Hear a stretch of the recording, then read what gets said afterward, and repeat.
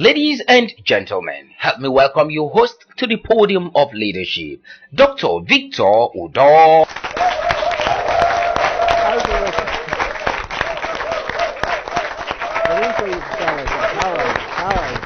How are you? Good to see you. Good to see you. Good to see you. Good to see you. Good to see you.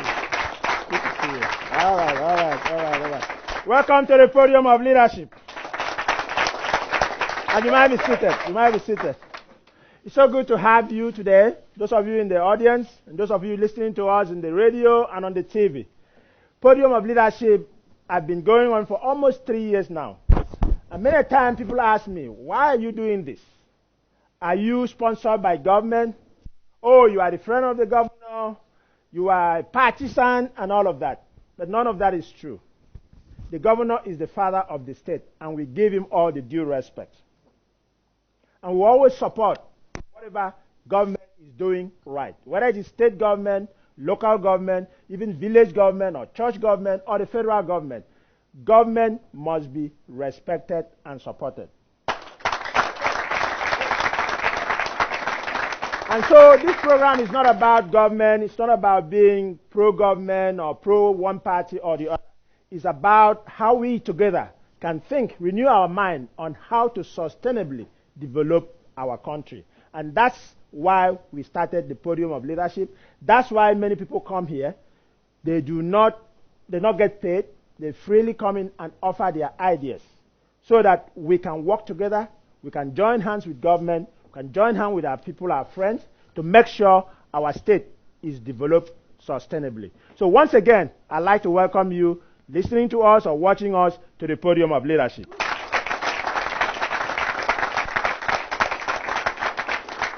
In the next three set of our programs, we'll be talking about the opportunities. We just want to rub minds on how do we translate the opportunities that we have into businesses, into enterprises. I know we are not going to all be entrepreneurs. Some of us will still have to work for other people. Some of us will still have to work for government. But I hope as we discuss and interact and exchange ideas and brainstorm, someone somewhere listening to us will become a billionaire and employ other people so that we can minimize our dependence on government. That's what this Podium of Leadership is all about. And I'm not going to take much of your time. If you want to hear more about us, you can visit us on our website, www.thepole.com.nigeria.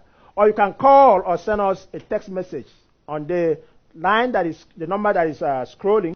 So today, we have a great gentleman, someone that has been here with us before, someone that is no stranger in Akwa Ibom, someone that has lived in Nigeria, different parts of Nigeria, understands the opportunities. He has been outside Nigeria. He knows some of the opportunities that are available that we can turn into businesses. I'm talking about no other one than my very good friend, our brother, Daniel Udo.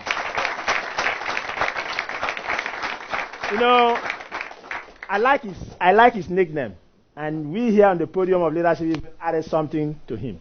They used to call him North-South. We call him North, South, East, and let's give it up for him. So our brother is here to share with us and to interact with us so we can think together. The Bible says, come, let us reason together. Yeah. Let's reason together. It might not be you that might take advantage. Someone listening to us on the radio or watching us on the TV will get something out of this conversation and do something. From that will come some tax payment. From that will come employment to others. From that will come sponsorship. So we want to reason together today about the opportunities that are available in Akwa Ibom. Once again, Mr. Northwest, East and South, welcome to the Podium of Leadership. Thank you, audience. Let's start with you. Just most of us here knows you, and those of us that have been listening to the poll on the radio or TV, they know who North-West is, or North-South is, East and West, Mr. Daniel. But just brief us again. My name's Daniel Udo, and I have a company that I registered in 1987 known as North-South Ventures Limited. Some of my friends prefer to call me, I don't know, because the name sounds a bit exciting, to refer to me as North-South. I don't take any offense. And now we've added East-West. So I don't mind that as well. I believe that I am been in politics. I also have been in business. I was in business before I got into politics. I feel very excited about sports. I feel very passionate about tourism, very excited about agriculture, and of course the environment. So over the years I have made tremendous research into these areas that I have passion for. And I am happy that today Nigeria is at the crossroad, at the point at which most of those things are advocated is what we should now be depending on for our survival. So we are back home to the real business, because the real business is the business that will never go away. There's no time limit, and that is the business of agriculture. That's the business of tourism. And of course, sports, which as far as I'm concerned, has a lot to do with beyond fiscal development. But today, you know, beyond Nigeria, especially outside this country, you know, a lot of persons are depending on sport for their survival. Most of the richest young men and women in this world today are sportmen and women. So why would I not want to talk about sport? Why would we not want to talk about sport? Why would we not want to invest on sport? Why would we not want to invest on our people who are interested in sporting activities? Because of the enormous investment the world is making into sport, and what we as a people within this state and beyond can derive from sports. You know, the fiscal aspect and all the other aspects, the mental aspect, the psychological aspect, and of course the financial aspect. So those are things that I think you know, I am known for, and I will continue to advocate and struggle to see that we all come to terms with the fact that we can't all continue to depend on oil as the only source of our income. It was a mistake for Nigeria to turn to oil only and abandon every other sector of the economy. You know, there are countries today, of course, which you know, and I believe that today I'm going to dwell, you know, mainly on tourism and perhaps agriculture. You know, because I believe that over the years we made a mistake for us to have depended only on oil and only one source of income, and abandon all the other sector that could have made so much, you know, meaning to. And today we wouldn't, in fact, whatever would have happened to oil would have been just, would not have affected us the way it has affected us now. If we had all other, I mean, maybe 1, 2, 3 other sources that we were depending on. But because everything was about oil, so the moment we had problem with oil, everything came crashing down to the ground. So I think we need to see what we can do, both at governmental level, individual and private. Everybody must be interested in these areas that I have, you know, mentioned. That is the area of tourism, the area of sport development, the area of agriculture. So these are things we need to do. And these are all very broad. Many countries of the world depend solely on tourism for their survival. Other countries of the world depend solely on agriculture for their survival. So, and there are countries, even in Europe, that sport is becoming their biggest, the mainstay of the economy. For instance, the UK, you know the Premiership, and no one of them, of course. You know, almost every city in the UK has a stadium, and you know, one major football team or the other. And a lot of people talk about Manchester United, yes, Chelsea. More than our, all of the sports they talk about here is the UK sports. Exactly. So, and you can imagine how much most of those guys are earning. You know, you're talking of young men earning between £50,000 per week to £250,000 per week. You know, and if you convert that into naira, you know, it runs into several millions of naira, and so it's something that is worth giving serious consideration, either, like I said, by government and by individuals and private, corporate institutions. You know, so I believe that in the area of tourism, which is my #1 area, which I tend to talk about today. Akwa Ibom is blessed. Akwa Ibom is endowed with all the potentials about tourism beyond, in fact, more than Cross River State. It's just that they had a governor who became interested in investing and developing whatever they had. But we have much more potentials to develop, tourism-wise than even Cross River State and any other state in this country. And I believe that Akwa Ibom, if we invest on our tourism potentials, could derive so much from it. It's a very broad area which will impact on all other sectors. It will impact on agriculture, it will impact on commerce, even sports. Because there's what we call sport tourism, there's what we call medical tourism.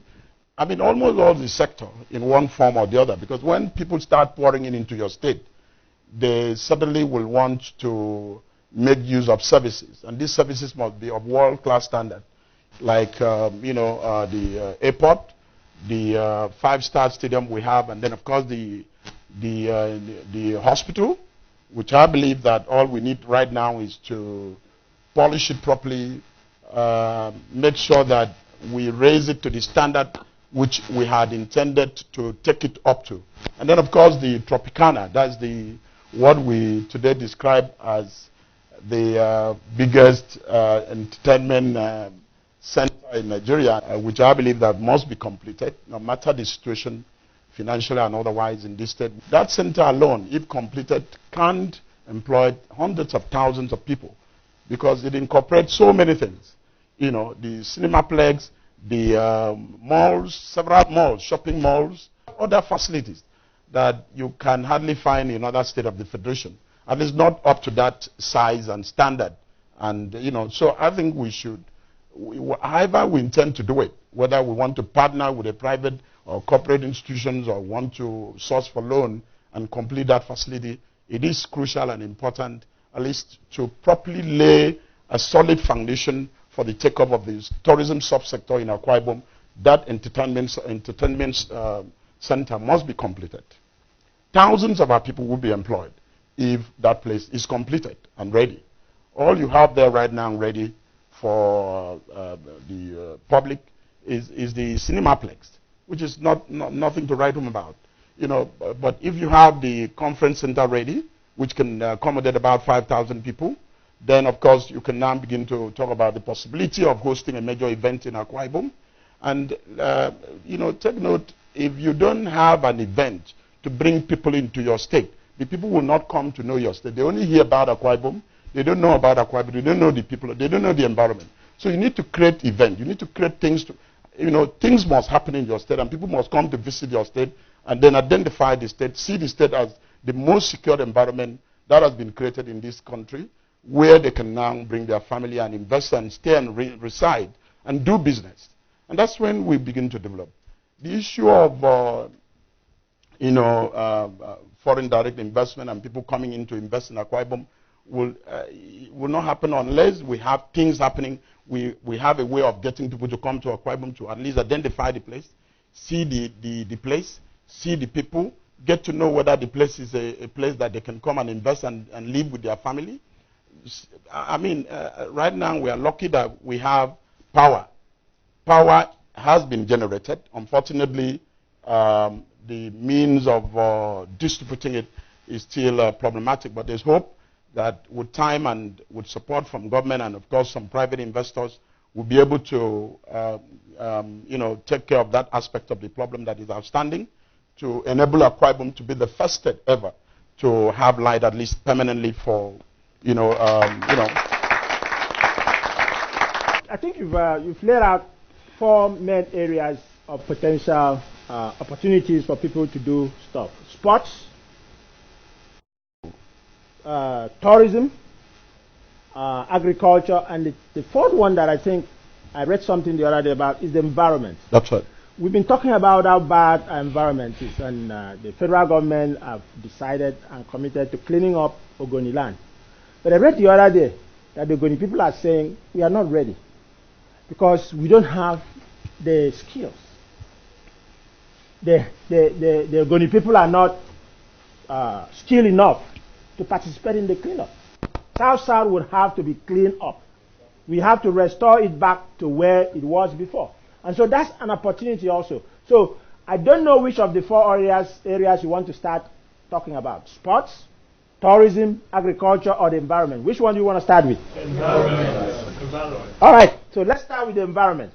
Any question or observation or comments on how and what opportunities are available in the environment for our listeners on the radio and are watching on TV? You in the audience might not have the money, but the people that are listening to us might have the money, might have the resources, might have the opportunity. Like when they talked about people not being trained, not having enough people to be trained, enough hands to help in the cleanup in Ogoni land. Ogoni is our neighbor now. We have Ogoni people in Akwa Ibom and Akwa Ibom people in Ogoni. What are the opportunities? What can someone do to be ready?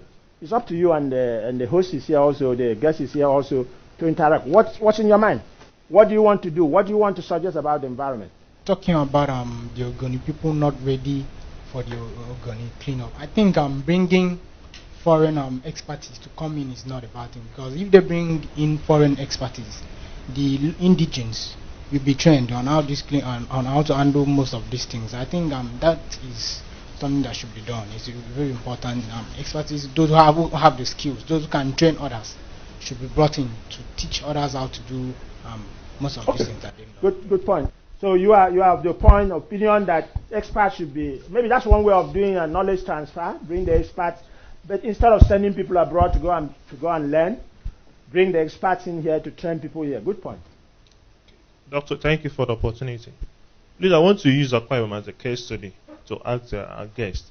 Please, what are the outstanding potentials we have in Akwa Ibom State that we can use to invite tourists, environmentalist tourists, to come and invest in our state? Okay. So that's a clear question. You wanted to say something, and then I'll let him take the three of you at the same time. Any other person wants to ask a question? Let him go first. Then the lady, and then him, and then we'll go back to him. Thank you. My question is, I've been seeing, talking about the environment, I've been seeing waste collectors gathering the waste. I don't know how they dispose this waste, because wherever they are storing it, it could become another problem to us. So I want to ask, is there any measure that the state is putting in place to kind of recycle this waste and use it for something productive? Thank you. Good question. We've been hearing this cleanup program, but not most of us actually know what it should be or what it entails. So explicitly, what is entailed in this cleanup, so we know how we can come in or how we can put our contributions. Thank you. Good question. Okay, one last person, and then we're going to let the guests. I have a contribution, but not a question. Talking about environment is very, very vital when it comes to human being, because human being cannot do without environment, and environment cannot exist in a vacuum. So I want to advise Nigerians and others people to come into Akwa Ibom, that the Akwa Ibom state government has great enabling environment for business, tourism to thrive. They should come in and invest. Our environment is very, very suitable. Not like Borno State. Akwa Ibom is very, very peaceful. Thank you. Okay, the environment we are talking about in this context is not the ambience. We are talking about land, sea, and the ground. You know, over the years, the spillage of and the air. Okay, the spillage of oil have damaged the waters. That's damaged the land, the ground. It has also, I mean, one of the worst sights I always see when I fly into South. When you look at the roofs, and the other day I went to Kano, you know, I look at the roof. The roof there were as new as when they started they build those buildings. But our roofs are rusted because of the pollution that goes into the air. So what we are talking to you about, this environment we are talking about, for those of you who are listening, because I hear when you hear it, you know, people would think we are talking about the enabling environment. We are talking about the environment, air, water, and sea, and land. Okay, how do we clean it up? Because it's already messed up.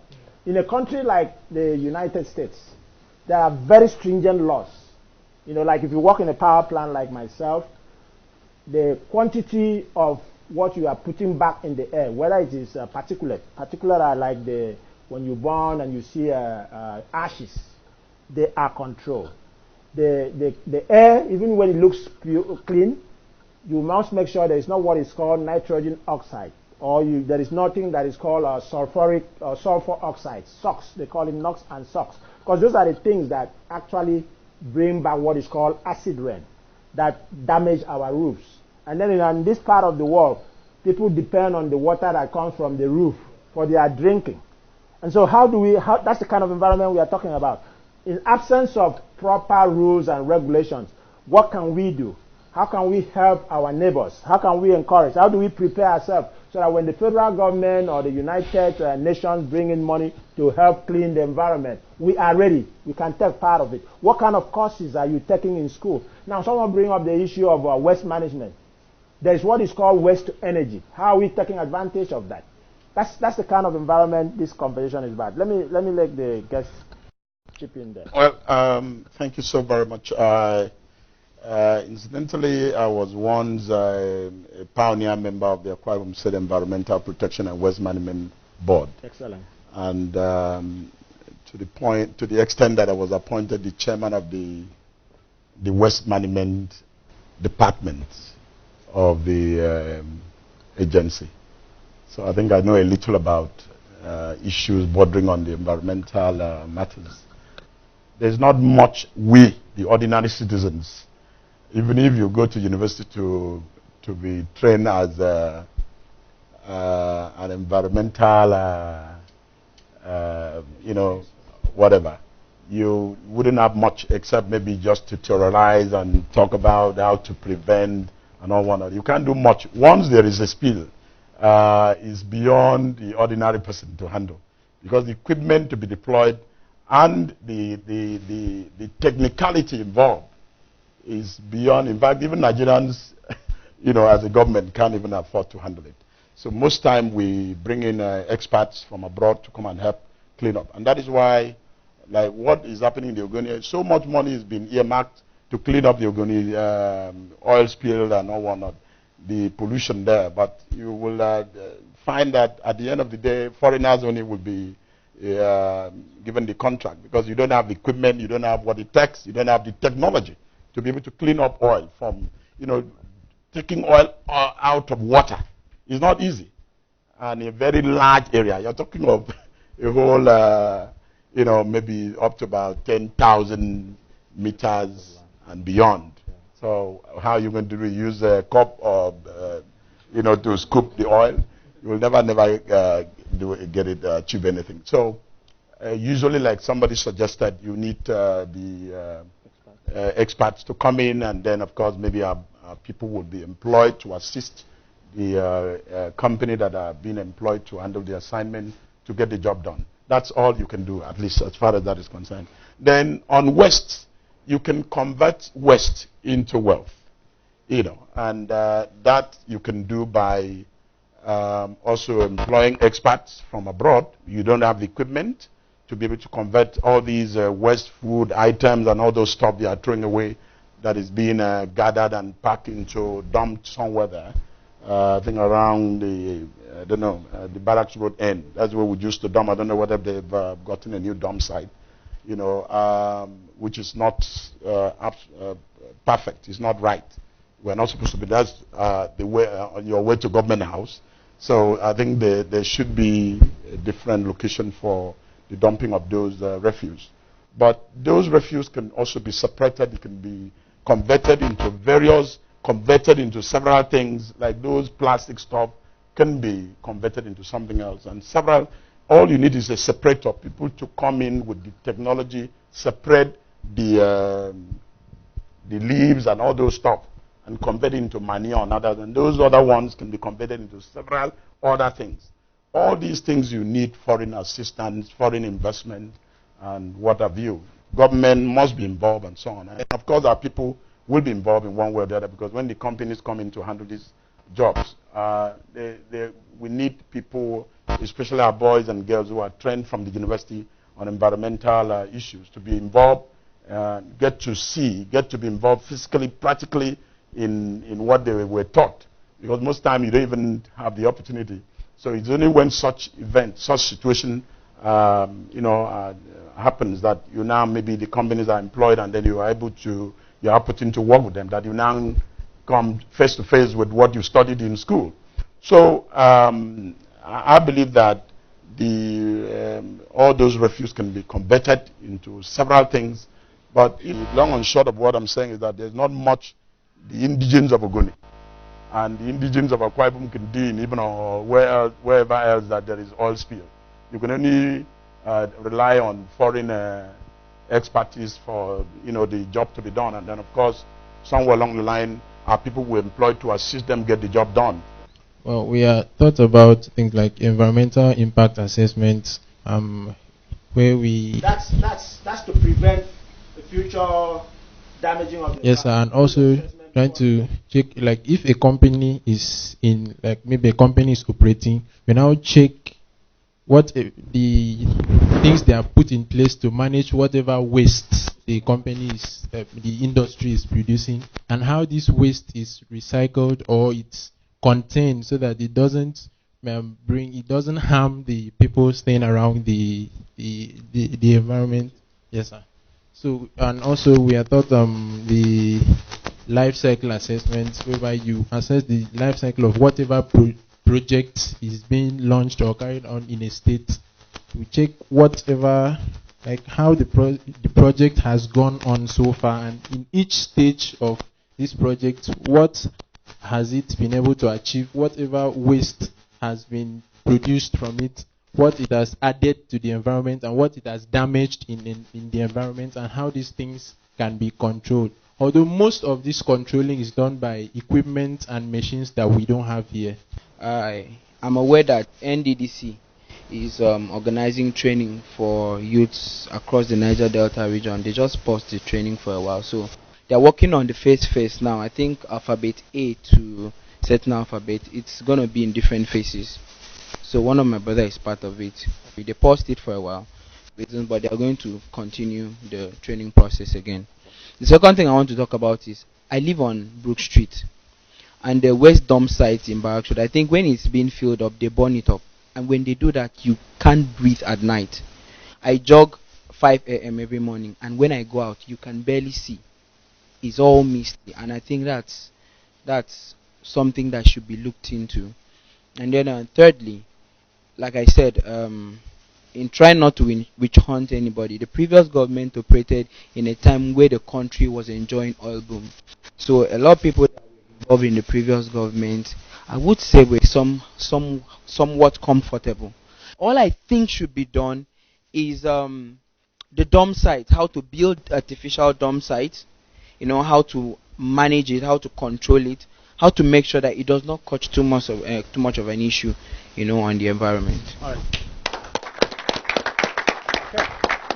Now, what I actually want us to spend time discussing is really the aspect that we can be involved. Like you rightly said, the ones that government, I'm sure there's a Ministry of Environment that is looking into all of that, but people we are paying or that are being paid to look into that. But how do we empower ourselves? How do we benefit from this? What can we as a people do? I've said it many times, like the President Kennedy said, don't think of what the government can do for you. Think of what you can do for the society, for yourself. That's the kind of thing I want us to spend time talking about. I know my guests have... frankly, even though the area it was, environment is everything. Environment is so diverse that if we want to dwell on it, we spend the whole day talking about environment. There's almost everything about our life is the environment, So let us limit ourselves to a certain, area of environmental issue, because the environment, if we can confirm, is so diverse. Almost everything about our life is about the environment. So even agriculture, sports, tourism is all about environment. So let's see in what way can we, as ordinary citizens, contribute to ensuring the environment is clean and neat and tidy. You can plant trees. You can ensure that you don't create so much noise by way of all these speakers all over the place, music, these are things you can do to at least your own little contribution. Sweep, keep your environment clean. In those days, even in our local villages and communities, you remember we used to have these sanitary inspectors who were coming in and that kind of thing. So in your own little way, because this thing has so advanced to a level that most of what we are saying, apart from the dredging thing, which is also even contributing to environmental degradation, you know, by in one way, even though it's also helping in generating employment, and of course, almost everything we do has some impact, and that is why people go to the university to study environmental impact assessment. Almost everything you need to do, even cooking, using firewood or anything, you know, those are issues that can be debated over for a whole day. So all I can say is that what role, what part, what can you do to ensure that we have a healthy environment as an individual? And that is by ensuring that in your village or in wherever community you plant trees, you keep your environment clean, you don't dump things out of the car, maybe you're inside the car, you throw all these things into the gutter and that kind of thing. You know, you can help in so many other ways. You know, like my friend was complaining about the dump site, you know, where he lives. There shouldn't be things like that. There shouldn't be a dump site being all over the place. There's no way you go in Europe or anywhere else in advanced country where you see dump site here and there. There must be specific places allotted for government, by government, for people to dump their waste. And these waste are converted, separated into various and, you know, recycled into several things. Yeah. Those are the areas our citizens can invest, you know, if they wish to. It's unfortunate that our citizens are not really investing. I agree with you. Most of us who were in government, who were in one position or the other, beyond government, even in big corporate institutions that we work for, and then make some money, we are not really investing. You know, how many Akwa Ibomites are into building of shopping malls? How many Akwa Ibomites are into building of factories and all those stuff? All they're after is building big mansions in a warehousing and shelter Africa and all that stuff. You know, sometimes they spend between 50 to 100 million naira to build a house where only one security man will be, you know, employed to man the gate, and that is all. Whereas, like I said the other day, I have a property which he knows about, is as almost the same size of some of the property our brothers and sisters who made money, you know, have. And just, today, as I'm talking to you, because I converted it, I decided that, well, you know, in my own little way, humble way of at least contributing to the development of our society, that I needed to convert that very facility into an employment-generating facility, rather than, you know. So today, that facility is employing about 30 people. You know, you can imagine if, who am I? I've never been a commissioner. I've never been a general manager of a company or a government establishment or chairman of the board or chairman of local government. Or, so wait a minute, you just told us you were chairman of the environmental... No, I was just a member. And then they made you chairman. Environmental protection and waste, and it was for 9 months. And we were all about cleaning the environment and keeping the place clean. Not about making money. We were paid... I, as a board member, was paid 5,000 naira in a month. When was that, though? That was the beginning. We were the pioneer board members. I mean, I'm talking about when Abong Atta came into office newly. Yes, exactly, you know. Well, 5,000 wasn't much of money at that time, you know. I mean, so there's not much you could have been able to do with 5,000 naira. But all I'm trying to say is that at least as many of our people as possible, if they had invested, you know, I know there are many of our citizens who have much more money than me, who could invest in several various sectors of the economy. You know, you can imagine if we can have these many persons who are investing in church buildings and developing the church and all one or two is certain size. You know, why can't we go into agriculture? Why can't we go into several other things? Even the church can also venture into agriculture. The church can venture into other commercial business, you know, and so on. So I believe church can even venture into sports development. Church can venture into a hospital and other stuff. Stuff and employ people. You know, you understand what I'm saying? The church can go into agriculture. The church can go into the medical sector. The church can go into sport and help to develop, even if it is only their members. Yes. You understand? Yeah. I think I want us to think about that, because we're talking about what we can do. We've always said what government can do. We are all members of churches. Some of you youth leaders, some of you elders, and so on. Someone said to me that the greatest day of cash outflow in Akwa Ibom are Mondays. You go to these churches, with all due respect to the pastors and the leaders, we collect all this money, and then the following Monday is remitted out of Akwa Ibom. If you really think, I belong to a church that is called Christian Methodist Episcopal Church. It was founded by black Americans. They have schools. The first school I went to in America was owned by that church. Exactly. They have hospital, and so on. So all these monies we are giving to our churches today. I'm just talking about Akwa Ibom. Yes. What are we doing to touch lives? Invest in education. Very big. Education, agriculture, what the Catholic Church did, in this state in those days, in the 40s and 30s and 60s. They invested in, the hospital we have at Anwar. The Anwar Hospital. Yes, it's a mission hospital, and there are several others. Yeah. By Methodists, by Kwaibo, and other. But so far I have not seen much of it anymore. I believe that so much can still be done by the churches. Instead, what you see now is that the pastor would build a mansion and live on his own. The pastor will own about 2, 3, 4 expensive cars running into hundreds of millions of naira. Whereas such money, I'm not, with all due respect, I don't have anything against a pastor living well and that kind of thing, but most of that money can be diverted into, So this is an area that we can encourage our church. Our sons and daughters, let me leave the pastors alone. Our sons and daughters who have been in government for 3 years, 5 years, 6 years, some up to 8 years, who have made some money, can invest and generate employment. Yeah. It's not, we shouldn't be looking up to government alone. And before you know it, so much can be achieved. Today in our state, you find that the few shops that can be referred to as shopping, whatever, are all owned by foreigners. I don't have anything against that. I mean, we are all begging for foreign investors or people to come in and invest in our state. But I believe our people can do much more than that. We have people who have much more money to open a big shopping mall with air conditioning and everything and employ about 30 to 40 persons. And our boys who are employed within those institutions can learn. And before you know it, 310 of them out of that number will also think of opening their own shop in the near future. And so the thing continue like that. And then people can also invest in agriculture and so on, like you right. So you were right.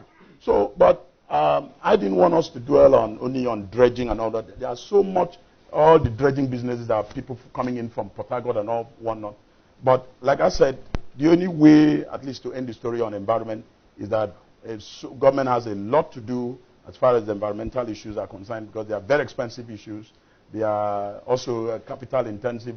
It requires a lot of equipment. It requires a lot of technical know-how. So when it comes to cleaning up, don't even go there, because you wouldn't be able to get involved. But if the companies are employed, they can employ you to assist, and then you learn. You get to know what it is to get involved in it. Because even after you have learned, it might be difficult for you to go into cleaning up of oil spill. It's quite difficult. It requires so much, billions, goes into deploying the kind of equipment that is needed and the technology that is needed to clean up an oil spill. It's not a joke, and even some major oil companies do not have the technology. They have to employ some other specialized company from abroad to come and assist them get it done. Yeah. So all you can do is to assist them, and because you also need to be taught how to be able to be safe in assisting them to get the job done, or else even while you're involved in that assignment, you yourself can get yourself into trouble. So that is the only area. But like I said, generally, in helping our government, in helping ourselves, we can keep our environment individually and as communities very clean and neat and tidy. We can avoid throwing things all left, right, and center on the street. We can stop dumping things into the gutters. We can plant trees. We can do so many other things. We can ensure that our citizens don't do things. In fact, even parking of cars and blaring of horns, sounds everywhere. All these are things you can contribute to ensure your environment is healthy. Because blaring of horns, if you know, there are people who are allergic to sound, so much sound. There are people who go crazy when there's so much sound. So these are things that we can control, we can contribute to control and help to assist to build a healthy environment for ourselves. Akwa Ibom generally, at least for now, is a very clean state. Environmentally, I think we are doing well.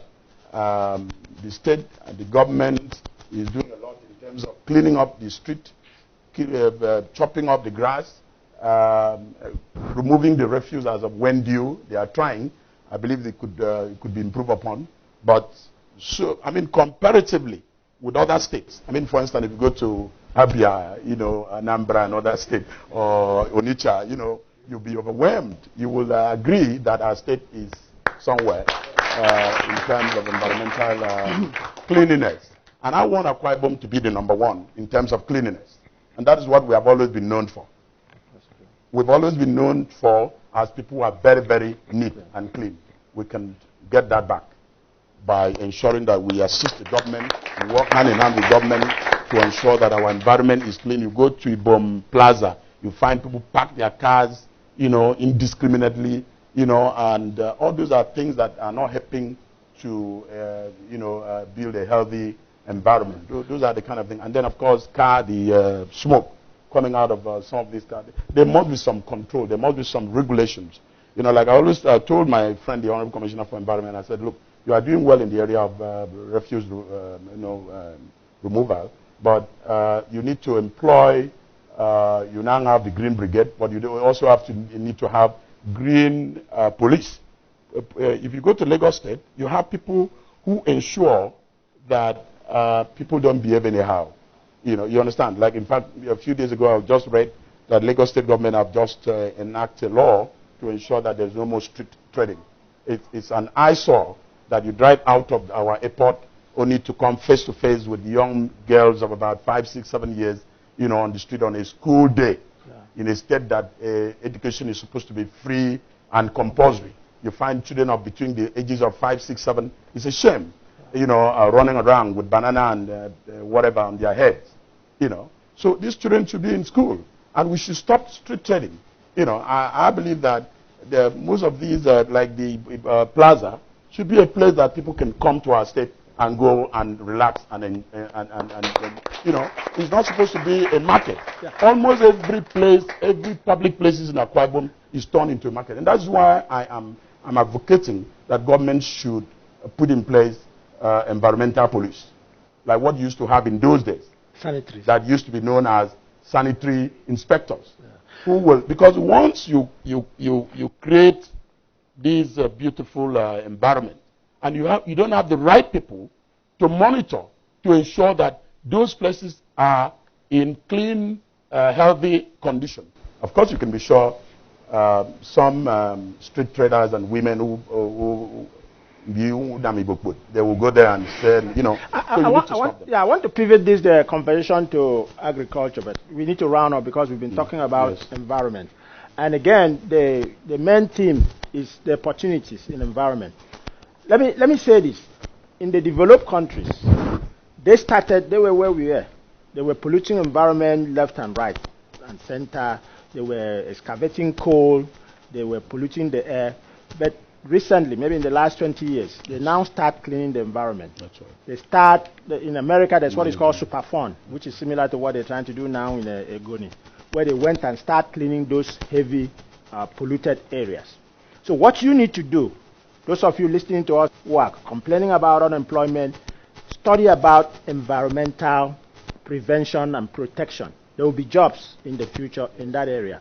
Now, the young man that talked about, I'm embarrassed that we are still having incinerators today. We are still burning refuse. There's what is called recycling, and there's also what is called landfill.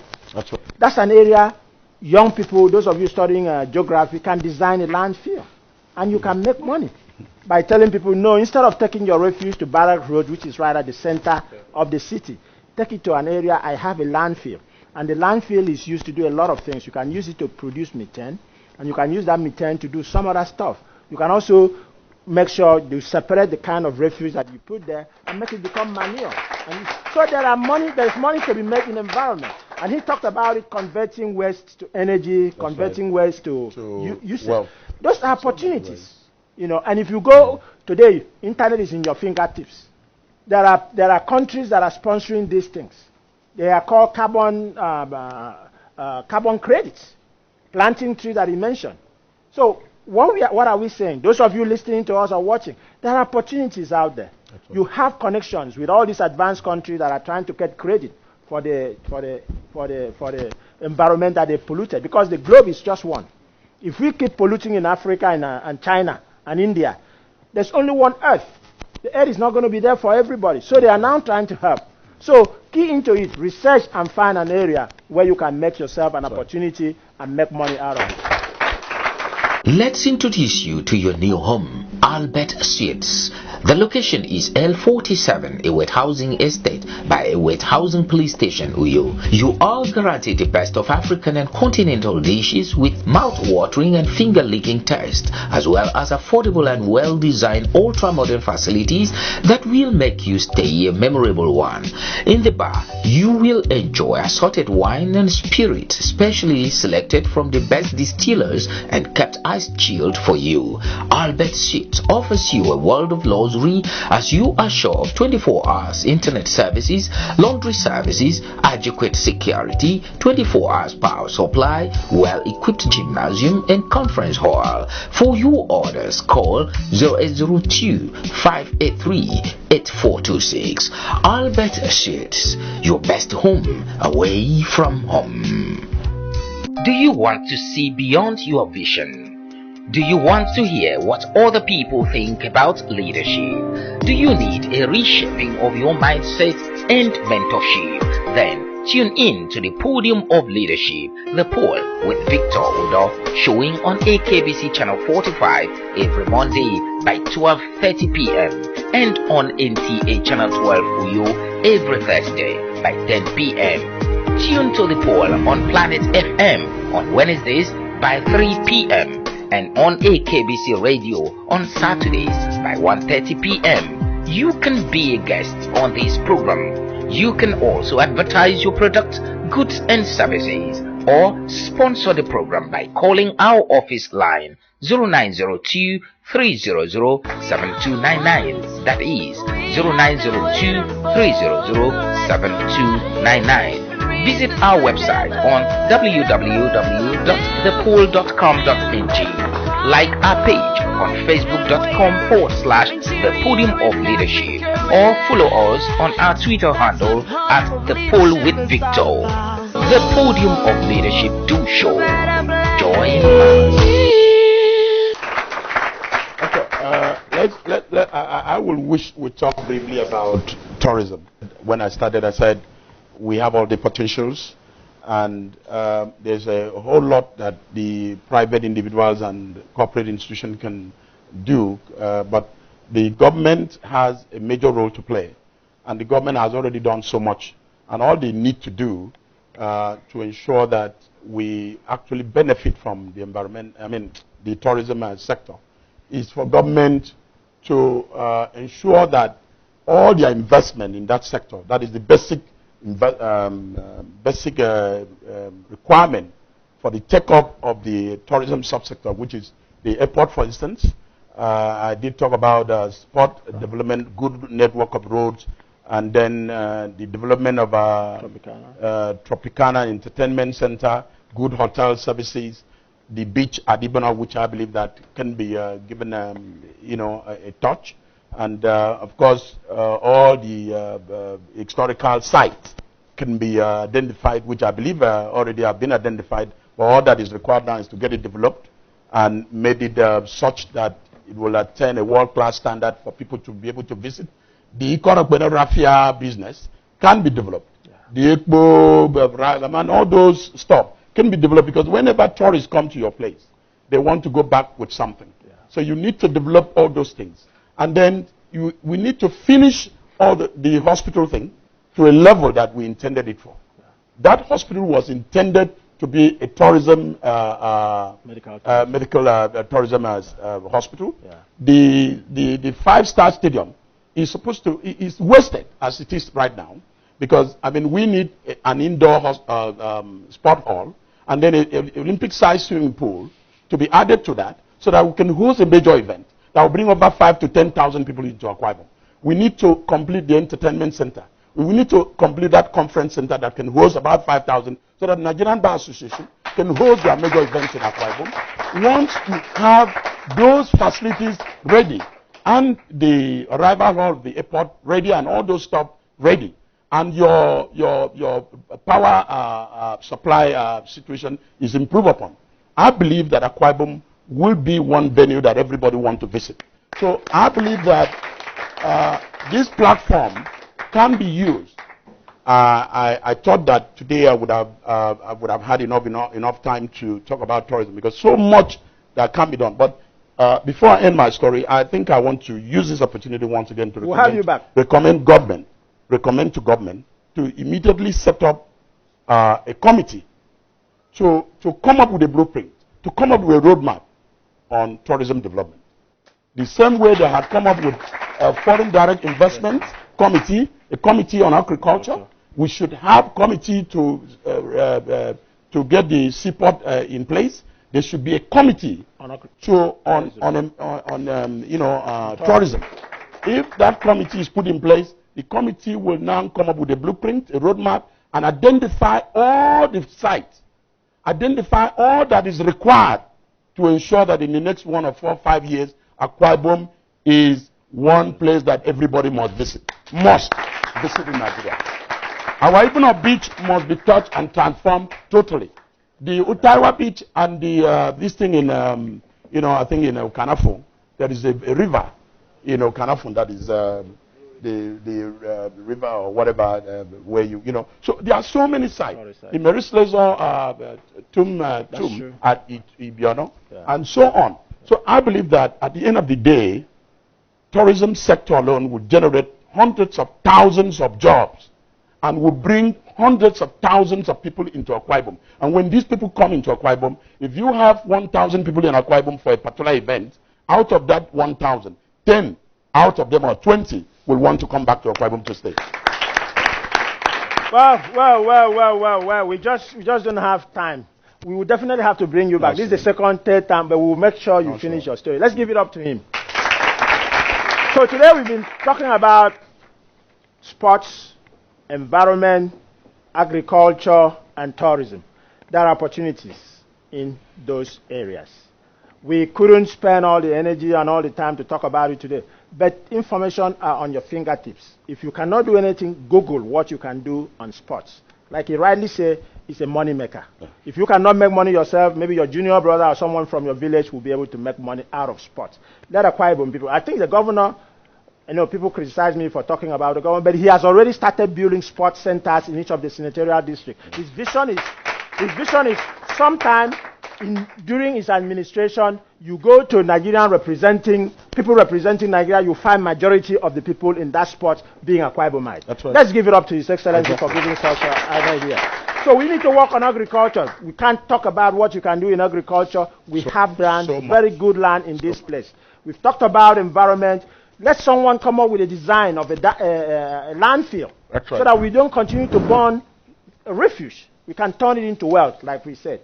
We've talked about tourism. Let's hope someone in government, the commissioner is hearing this, that we need a roadmap on how to transform our state into a tourist center. It has been great talking to you. Those of you on the radio and TV, please tune in same time and hear us. God bless you. It's been nice talking to you.